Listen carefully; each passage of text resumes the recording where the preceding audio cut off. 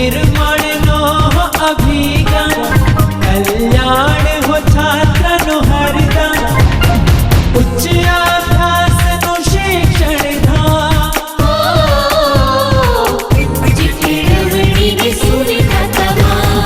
महर्षि गुरुकुल महर्षि गुरुकुल महर्षि गुरुकुल महर्षि गुरुकुल महर्षि गुरुकुल।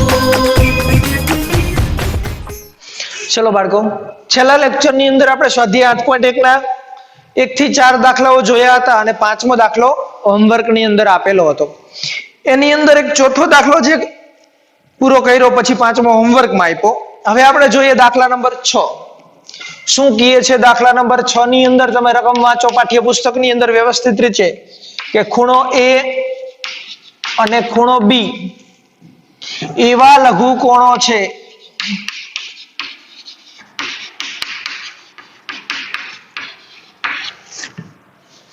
કે જેથી cos A બરાબર cos B છે. ખૂણો A અને ખૂણો B એવા લઘુકોણો છે કે જેથી cos A બરાબર cos B થાય. તો સાબિત કરો કે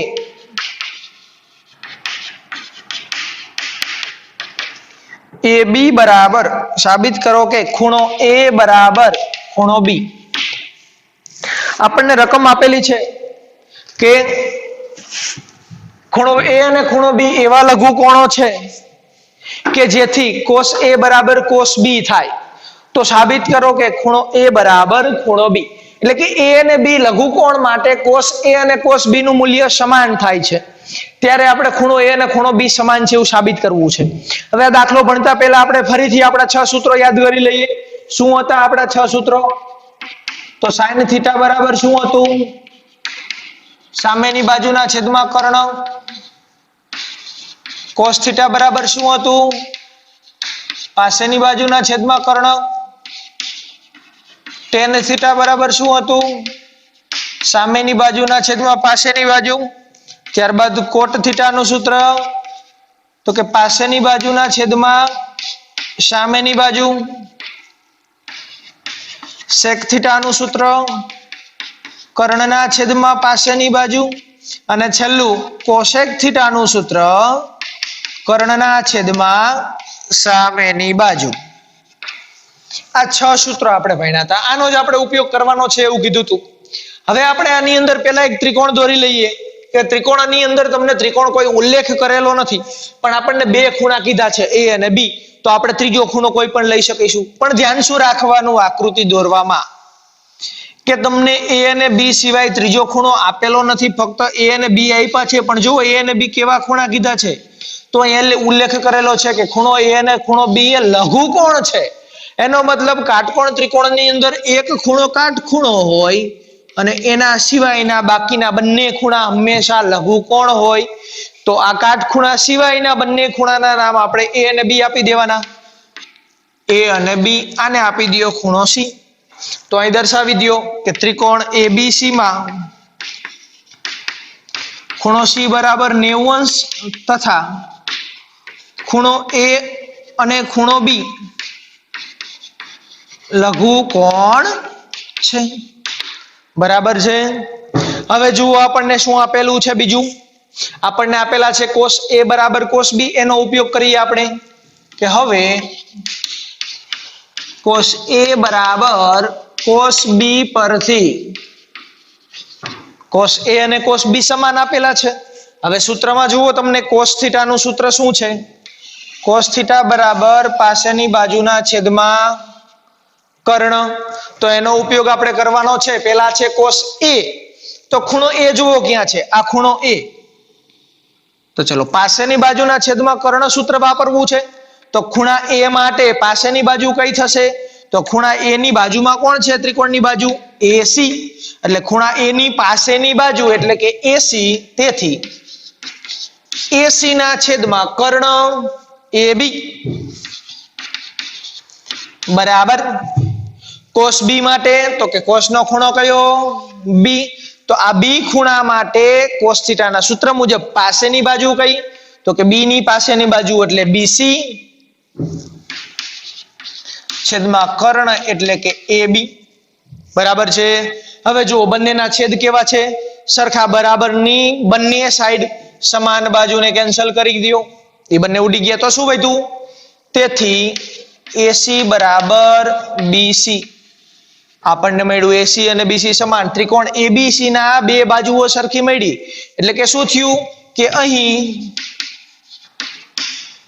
યાદ કરો 9મા ધોરણની અંદર ત્રિકોણનું વિધાન કે કોઈ પણ ત્રિકોણની બે સમાન બાજુની સામેના ખૂણા કેવા હોય? હંમેશા સમાન જ હોય. તો એનો ઉપયોગ કરો કે હવે અહીં ત્રિકોણ ABC માં AC બરાબર BC હોવાથી, AC અને BC સમાન હોવાથી આ BC ની સામેનો ખૂણો A અને AC ની સામેનો ખૂણો B, એટલે કે તેથી ખૂણો A બરાબર ખૂણો B, કારણ સમાન બાજુની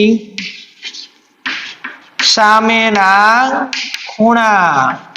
આ ધોરણ 9 ની અંદર ત્રિકોણની અંદર અને રેખા અને ખૂણાની અંદર, રેખા અને ખૂણામાં આપણે ખૂણા વિશે ભણ્યા હતા. ત્યારબાદ જ્યારે ત્રિકોણ આવ્યું ત્યારે આપણે આવું વિધાન ભણ્યા હતા કે કોઈ પણ ત્રિકોણની બે સમાન બાજુની સામેના ખૂણા સમાન હોય અથવા તો બે સમાન ખૂણાની સામેની બાજુઓ કેવી હોય? સમાન હોય. તો અહીં આપણને બે ખૂણા સમાન સાબિત કરવાના કીધા હતા. અને જ્યારે cos કે tan કે sin cot sec cosec કોઈ પણ તમને વિધેય આપવામાં આવે તો વિધેયની અંદર હંમેશા બાજુ સ્વરૂપે જ છે આપણી પાસે વિધેય. ખૂણા સ્વરૂપે વિધેયના મૂલ્યો નથી, બાજુ સ્વરૂપે છે. તો એ બાજુ સ્વરૂપના સૂત્ર ઉપરથી આપણને બાજુઓ સમાન મળે, ખૂણા મળે નહીં. એટલે આપણે આ બાજુ સમાન મેળવી લીધી.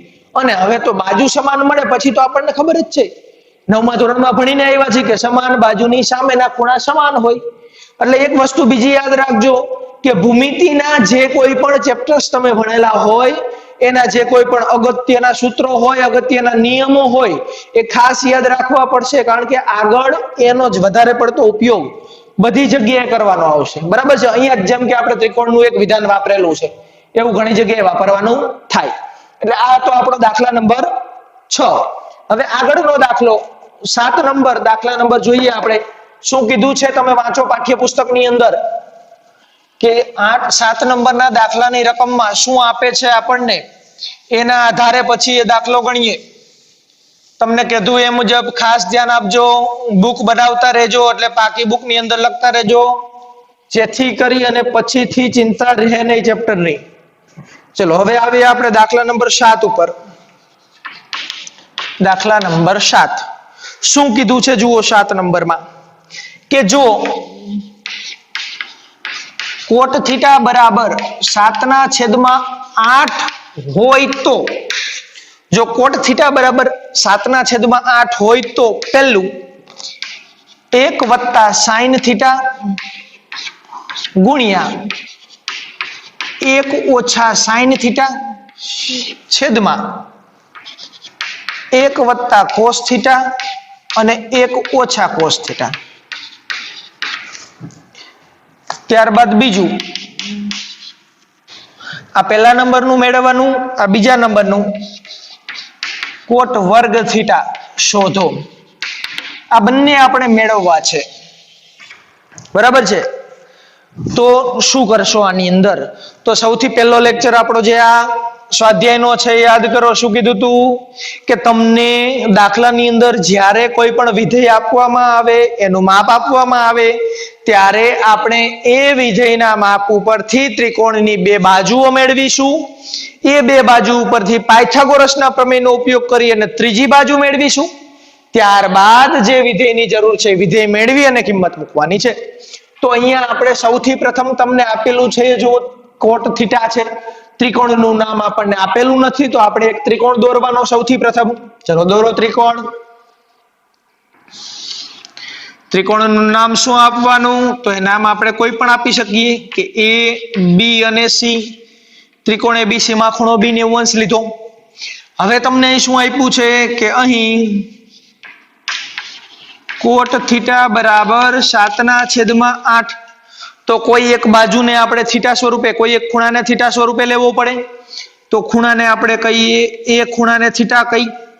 તો હવે જુઓ અહીંયા કોટ થીટાનું સૂત્ર શું છે આપણી પાસે? કોટ થીટા બરાબર પાસેની બાજુના છેદમાં કર્ણ. એટલે કોટ થીટાના સૂત્રનો ઉપયોગ કરીએ. કોટ થીટા એટલે પાસેની બાજુના છેદમાં કર્ણ. આ થીટા, થીટા ખૂણાની પાસેની બાજુ કઈ થશે? AB. તો પાસેની બાજુ AB ના છેદમાં, સોરી, કોટ થીટાનું મૂલ્ય શું છે? કર્ણ નહીં, પણ પાસેની બાજુના છેદમાં સામેની બાજુ છે. સોરી, કર્ણ નથી. ખાસ યાદ રાખજો, સૂત્રમાં ભૂલ થશે તો દાખલાની અંદર ભૂલ થશે. એટલે કોટ થીટા બરાબર પાસેની બાજુના છેદમાં સામેની બાજુ છે. એટલે કોટ થીટાની પાસેની બાજુ AB છે અને સામેની બાજુ છે BC. એટલે કે AB ના છેદમાં BC બરાબર 7/8. હવે અહીંથી બાજુઓ કેવી રીતે મેળવવાની? તો આપણે આગળના લેક્ચરમાં પણ કીધું હતું કે અંશને અંશની સાથે સરખાવી દેવાના અને છેદને છેદની સાથે સરખાવી દેવાના. તેથી AB બરાબર 7 અને BC બરાબર આપણને મળશે 8. ચલો, AB અને BC ની કિંમત મળી ગઈ. હવે આપણે મેળવવાના છે આ બે મળી ગયા, AB 7 અને BC 8. બે મળે એટલે આપણે કીધું તું પાયથાગોરસના પ્રમેયનો ઉપયોગ કરી અને ત્રીજી બાજુ મેળવવાની થાય. તો કરો ઉપયોગ. તો કે હવે પાયથાગોરસના પ્રમેય મુજબ શું છે પાયથાગોરસનો પ્રમેય? તો કે કર્ણનો વર્ગ, કર્ણ એટલે AC નો વર્ગ બરાબર કાટખૂણો સમાવતી બે બાજુ AB અને BC, AB અને BC આ બંનેના વર્ગનો સરવાળો સમાન થાય. ચલો, AC તો આપણને આપેલા નથી, આપણે મેળવવા છે. તેથી AC નો વર્ગ બરાબર AB. AB નું મૂલ્ય કેટલું છે? તો કે AB 7 છે. તો 7 નો વર્ગ વત્તા BC, BC નું મૂલ્ય કેટલું છે? 8. એટલે કે 8 નો વર્ગ.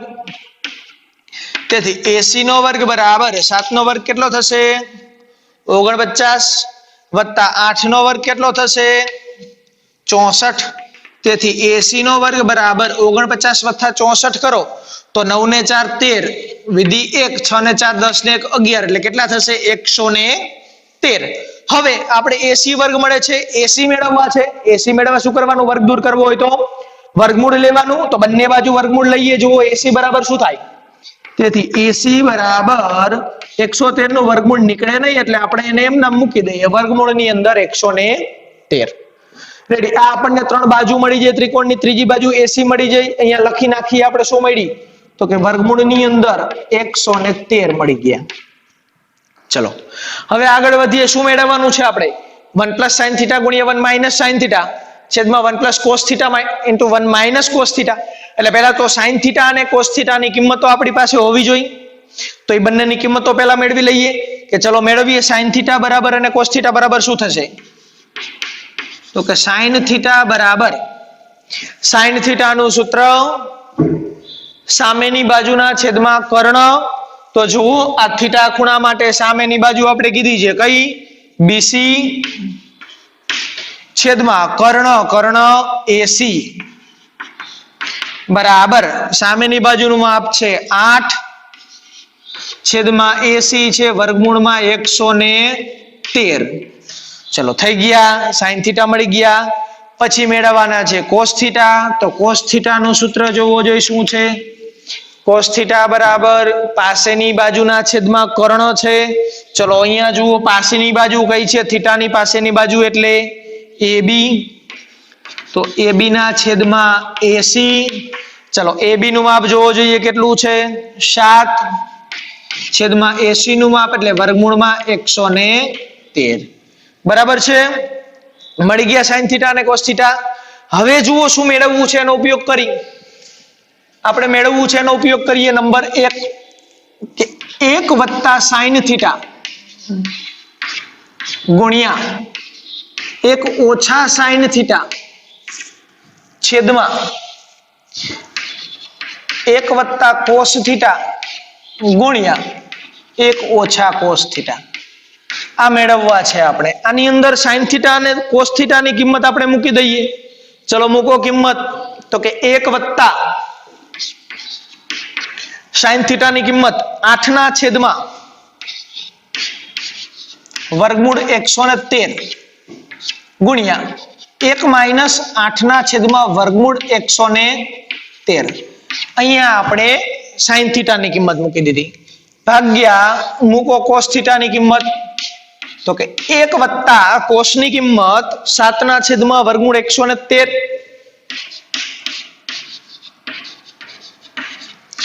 ગુણ્યા 1 માઇનસ કોસ થીટાની કિંમત 7 ના છેદમાં વર્ગમૂળ 113. ચલો આટલું થયું. હવે જુઓ અહીંયા આપણે સરવાળો કરવો છે. કૌંસની અંદર સિમ્પલ ને સાદો પ્રાથમિકનો નિયમ યાદ કરવાનો, ભાગુ સબાનો નિયમ. પહેલા ભાગાકાર પછી ગુણાકાર, સરવાળો બાદબાકી. પરંતુ તમને થાય કે સાહેબ ગુણાકાર છે તો પેલા ગુણાકાર નહીં, પણ એક કૌંસની અંદર જે હોય એની ક્રિયા પહેલા કરવાની થાય. તો અહીંયા પહેલા આટલી ક્રિયા કરવી હોય તો લસા લેવો પડે. કેટલો? વર્ગમૂળમાં 113. તો ચલો 1 ની સાથે વર્ગમૂળ 113 ગુણો એટલે કેટલા થશે? વર્ગમૂળમાં 113 વત્તા 8 ના છેદમાં વર્ગમૂળમાં 113. આ એક થયું. ત્યારબાદ આનો લસા શું થશે? તો કે વર્ગમૂળમાં 113 માઇનસ 8 ના છેદમાં વર્ગમૂળમાં 113. ત્યારબાદ છેદમાં, ચલો જુઓ આની અંદર કરો ગુણાકાર, તો વર્ગમૂળમાં 113 વત્તા 7 ના છેદમાં વર્ગમૂળમાં 113 ગુણ્યા વર્ગમૂળમાં 113 માઇનસ 7 ના છેદમાં વર્ગમૂળમાં 113. અહીંયા પણ આપણે લસા લીધેલો છે. હવે જુઓ આ અંશ અને છેદ કેન્સલ, આ અંશ અને છેદ કેન્સલ, બેના છેદ કેન્સલ કર્યા, કારણ કે છેદનો છેદ અંશમાં જાય અને અંશનો છેદ છેદમાં આવે એટલે અંશ અને છેદ સ્વરૂપ આપણે કેન્સલ કરી દીધા. હવે જુઓ આપણી પાસે શું વધ્યું કે વર્ગમૂળમાં 113 વત્તા 8 ગુણ્યા વર્ગમૂળમાં 113 ઓછા 8 છેદમાં વર્ગમૂળમાં 113 ઓછા 7 ગુણ્યા વર્ગમૂળમાં 113 વત્તા 7 અને ઓછા 7.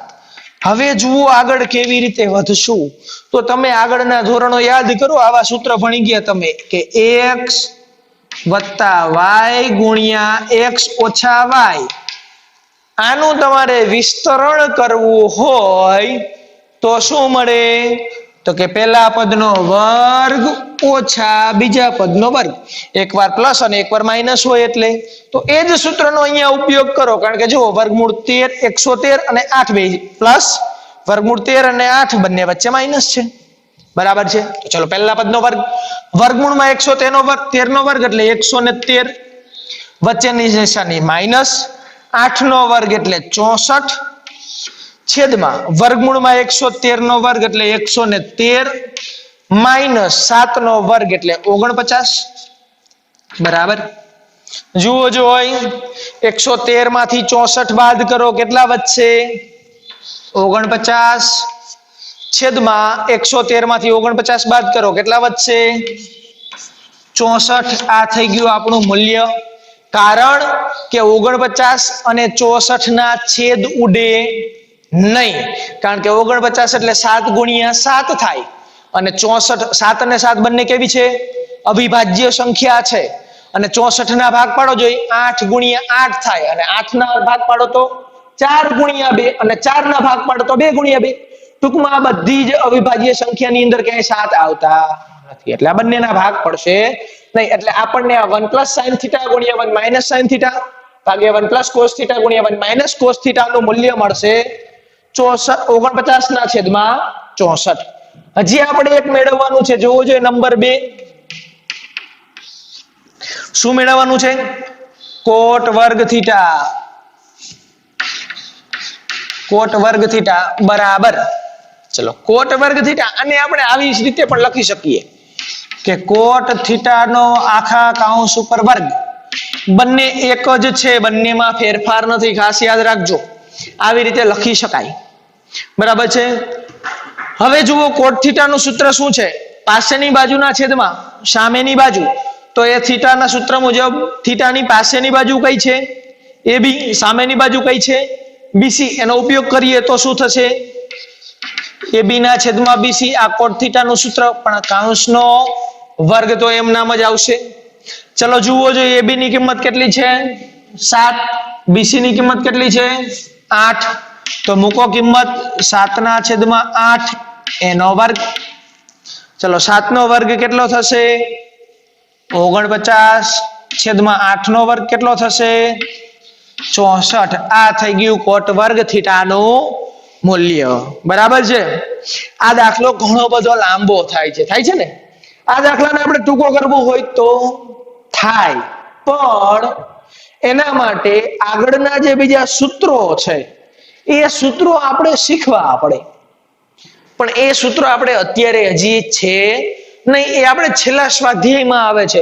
એટલે છેલ્લું સ્વાધ્યાય જ્યારે ભણીશું ત્યારે એ સૂત્રો તમને આવડે એટલે ઓટોમેટિક તમે આ સૂત્ર આધારે એ સૂત્રના આધારે દાખલો ગણી શકશો, તમને આવડી જશે. બરાબર છે, એટલે એ યાદ રાખો. પછી બીજું કે જ્યારે પણ લેવાનું થાય ત્યારે ખાસ યાદ રાખજો કે આ ચેપ્ટર હોય કે કોઈ પણ ચેપ્ટર હોય, ગણિતની અંદર આગળના ધોરણની અંદર ભણેલા કોઈ પણ ચેપ્ટરના સૂત્રો, એ બીજગણિત હોય તોય ભલે, અંકગણિત હોય તોય ભલે, કે પછી ભૂમિતિ હોય તોય ભલે, દરેક જગ્યાએ તમારે ઉપયોગમાં તો લેવાના થશે જ. બરાબર છે, એટલે સૂત્રો ખાસ યાદ રાખજો. એટલે આ થયો આપણો દાખલા નંબર 7. હવે આગળ આપણે ગણીશું દાખલા નંબર 8, જેની રકમ તમે પાઠ્યપુસ્તકમાં જોઈ શકો છો. શું આપેલું છે જોવું જોઈએ. તો કે આજે દાખલો ગણ્યો આપણે એવી જ રીતે એમાં પણ થોડુંક ગણવાનું છે. બરાબર છે, તો હવે એ દાખલા તરફ આગળ વધવું છે તો મેળવીએ એ દાખલો. પણ એની અંદર શું કીધું છે કે રકમની અંદર જુઓ, પાછળ આપણને જે મેળવવાનું કીધું છે એની અંદર એવું કીધું છે કે ડાબી બાજુ અને જમણી બાજુ બંને અલગ આપેલી છે, અને આપણને એવું કીધું છે કે બંને સમાન થાય કે નહીં એ ચેક કરવું છે. તો ચેક કરવા માટે તમે યાદ કરો આપણું ધોરણ 9 ની અંદર જ્યારે રેખા અને ખૂણા ચેપ્ટર ભણતા હતા એમાં સાબિત કરવાના જે દાખલા આવતા હતા એની અંદર આપણે શું કરતા હતા તો કે ડાબી બાજુ મેળવી અને પછી જમણી બાજુ મેળવતા હતા, અને બંનેના મૂલ્યો સમાન આવે તો કહેતા હતા કે ડાબી બાજુ અને જમણી બાજુ સમાન હોવાથી બંને સમાન થાય. એનો જ આપણે અહીંયા ઉપયોગ કરવાનો છે. જુઓ દાખલા નંબર 8, એ જ રીત વાપરવી છે. રકમ જોઈ લ્યો કે જો 3 કોટ a બરાબર 4 હોય તો નક્કી કરો કે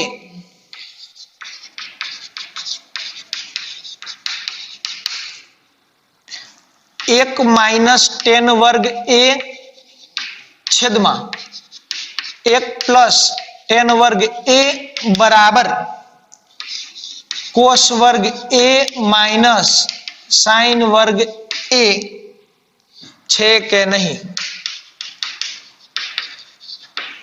એટલે આપણને એવું કહેવામાં આવે છે કે જો 3 ગુણ્યા કોટ a બરાબર 4 હોય તો આ શક્ય છે કે નહીં, સરખું થાય કે નહીં એ સાબિત કરો. બરાબર છે, તો શું કરીશું તો આપણે જે આગળ ભણ્યા એવી જ રીતે સૌથી પહેલા એક ત્રિકોણ બનાવી દઈએ. કે અહીંયા તમને ત્રિકોણના નામ આપેલા નથી તો આપણે કોઈ પણ નામ આપી શકીએ કે ભાઈ a b અને c. હવે જો દરેક વખતે આપણે ખૂણા a અને થીટા લઈએ છીએ ને, અહીંયા આપણે લઈએ ખૂણો b થીટા લઈએ. કયો ખૂણો લઈ થીટા તરીકે b ખૂણો થીટા લઈએ. તો હવે જુઓ કે આપણને જે આપ્યું છે એનો આપણે ઉપયોગ કરવો છે કે હવે 3 કોટ a બરાબર 4 છે. 3 કોટની સાથે ગુણાકારમાં છે, સામે લઈ જઈએ તો ક્યાં આવશે ભાગાકારની અંદર. તો કોટ બરાબર 4 ના છેદમાં 3. જો અહીંયા કોટ a આપેલું છે તો થીટા તમે લઈ શકશો નહીં લઈ શકો, કારણ કે a આપેલો હોય ત્યારે ખૂણો a જ આપણે લેવો પડે. ખાસ યાદ રાખજો, ભૂલ ન થાય. એટલે કોટ a આપણે લઈ લીધો, કોટ એ 4 ના છેદમાં 3. હવે જુઓ કોટનું સૂત્ર પાસેની બાજુના છેદમાં સામેની બાજુ. તો અહીંયા એ ખૂણા માટે પાસેની બાજુ છે AB, તો AB ના છેદમાં સામેની બાજુ છે BC બરાબર 4 ના છેદમાં 3. અંશને અંશની સાથે સરખાવો, છેદને છેદની સાથે સરખાવો. તો AB બરાબર 4 અને BC બરાબર 3. AB 4 મળી ગયા, BC 3 મળી ગયા. હજી આપણે મેળવવા છે AC. તો શું કરવાનું? તો કે હવે પાયથાગોરસના પ્રમેય મુજબ, ચલો પાયથાગોરસનો પ્રમેય શું છે?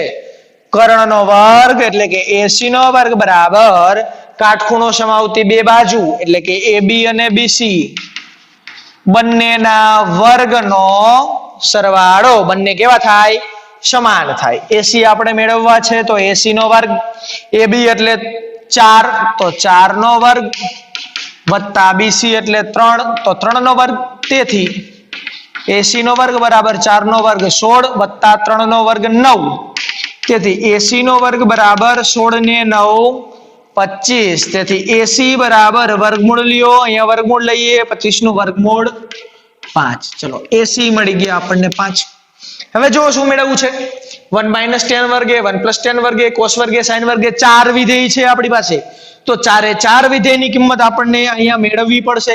તો પહેલા મેળવીએ tan નું મૂલ્ય કે tan A બરાબર tan θ નું મૂલ્ય સૂત્ર શું છે? સામેની બાજુના છેદમાં પાસેની બાજુ. તો tan θ એટલે સામેની બાજુના છેદમાં પાસેની બાજુ. A ખૂણા માટે સામેની બાજુ એટલે BC છેદમાં પાસેની બાજુ એટલે AB. ચલો BC કેટલા છે? 3. AB કેટલા છે? 4. tan મળી ગયા 3/4. પછી sin A અને cos A મેળવી લઈએ. sin A બરાબર sin નું સૂત્ર સામેની બાજુના છેદમાં કર્ણ, A ખૂણાની સામેની બાજુ BC છેદમાં કર્ણ AC. તો મૂલ્ય થશે 3/5. બરાબર છે. પછી મેળવીએ cos A.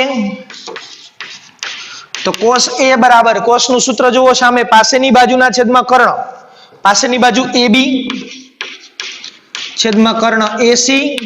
ચલો AB નું મૂલ્ય 4 છેદમાં AC નું મૂલ્ય 5. 3 વિધેય જરૂર હતી એ મેળવી લીધા. હવે ડાબી બાજુ અને જમણી બાજુ જુઓ. આ શું છે? ડાબી બાજુ. તો ડાબી બાજુ બરાબર પેલા મેળવો કે 1 - tan વર્ગ A ના છેદમાં 1 + tan વર્ગ A.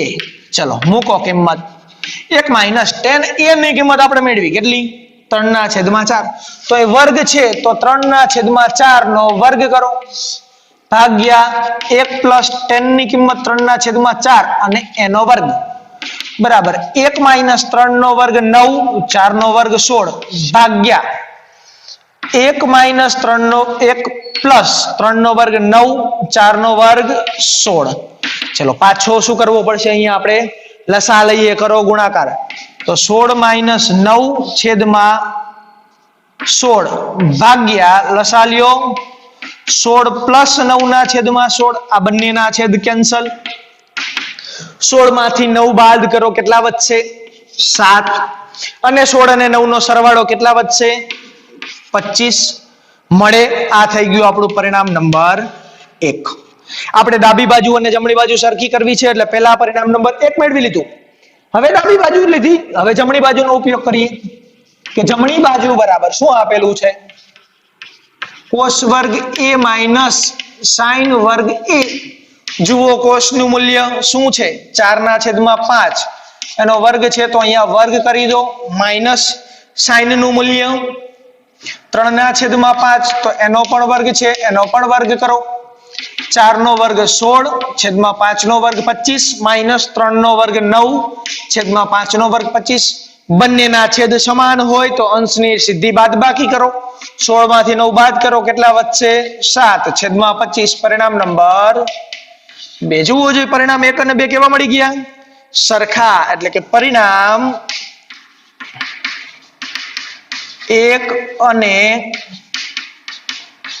2 પરથી તો આ બંને પરિણામ ઉપરથી આપણે શું કહી શકીએ કે ડાબી બાજુ બરાબર જમણી બાજુ. એટલે કે આપણને જે પ્રશ્ન પૂછ્યો તો કે આ બંને સમાન છે કે નહીં, તો આપણે દર્શાવ્યું કેવા છે? બંને સમાન છે. કારણ કે ડાબી બાજુ અને જમણી બાજુ કેવી મળી ગઈ? સરખી. બરાબર છે. આ સૂત્રો ખાસ ધ્યાન રાખવાનું અને આ દાખલાઓ ધ્યાન આપજો, એકદમ સરળ છે, 2 માર્કમાં પૂછાય તો એકદમ ઈઝી દાખલા છે, 2 માંથી 2 માર્ક્સ આવે એવા, બરાબર છે. આ જોયું આપણે દાખલા નંબર 8. હવે આગળના લેક્ચરની અંદર આપણે 8મા દાખલા પછીના જે દાખલાઓ છે 9, 10, 11 જે બાકી વધેલા છે એ બધા દાખલાઓ વિશે અભ્યાસ કરીશું.